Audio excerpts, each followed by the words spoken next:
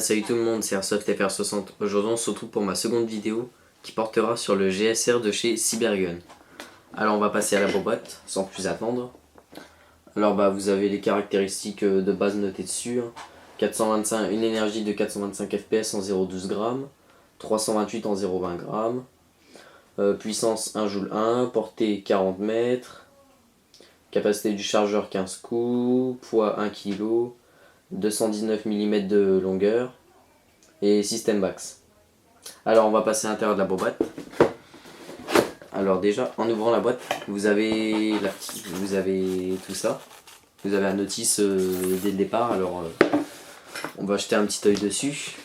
Alors là vous avez les mêmes caractéristiques que notées sur la boîte. Là on voit le GSR un petit peu en mieux et là on vous explique que ça fonctionne au CO2 et que ce n'est pas une réplique réelle.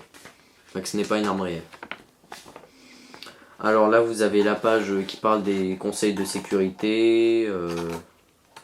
Enfin, ne vous tirez pas dans les yeux à nu, transportez toujours ça dans un sac ou dans une mallette, quelque chose.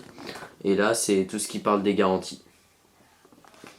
Alors ensuite là vous avez la page aide qui vous dit comment insérer les cartouches, les billes, ainsi que comment actionner et désactionner la sécurité. Alors, une fois ceci retiré, vous avez la réplique qui se situe ici normalement. Les petites billes qui sont de bonne qualité, j'ai tiré avec. La petite clé Allen pour visser les cartouches. Ainsi que le second chargeur qui a été fourni avec par Boagun de Clermont. Merci. Alors on va passer à la réplique sans plus attendre. Alors la réplique. Alors elle est en grande partie en métal. On sent bien qu'elle fait 1 kg, elle est très bien. Alors on va passer au... Alors déjà on va parler des pièces en métal. Alors les parties en métal sur cette réplique sont déjà la culasse, ainsi que le mécanisme interne et le chargeur. Alors vous avez il y a beaucoup de parties en ABS dessus, mais elles servent un peu à pas grand chose. Alors les parties en ABS sont déjà la détente, enfin la gâchette, la queue de détente. Oui, c'est drôle. Ainsi que la poignée et le rail. Alors on va passer au viseur.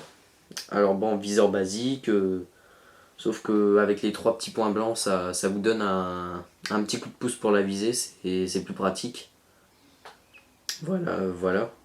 Ensuite je vais vous parler un petit peu de la sécurité. Bon là on est sur la sécurité se situe ici, donc elle est bien située quand vous l'actionnez ou la désactionnez, c'est très pratique. Alors là on est sur mode tir. Là on va être sur mode sécurité où il ne se passe absolument rien. Alors on va passer aux défauts et aux qualités de la réplique. Or déjà les qualités, eh bien elle a une bonne précision, une bonne portée, bonne puissance.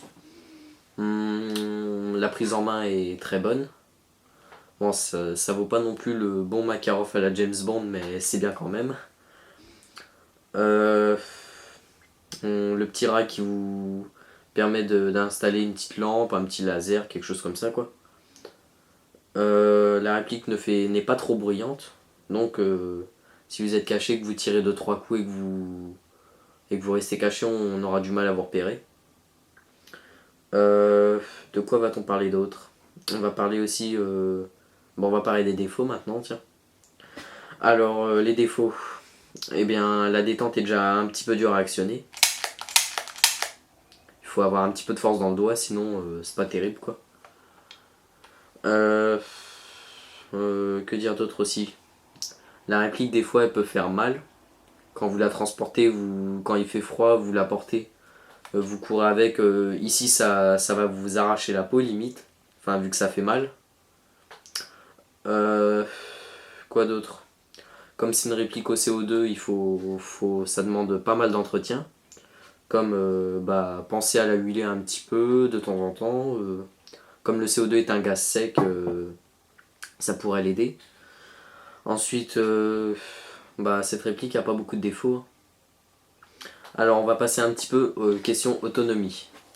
En installant une cartouche de CO2 dans le chargeur, déjà le chargeur vous avez 15 coups. Un seul c'est pas suffisant, achetez-en au moins 2 voire 3. Mais après ça dépend de vos moyens. Avec une cartouche de CO2 à l'intérieur, vous faites facilement 6 chargeurs.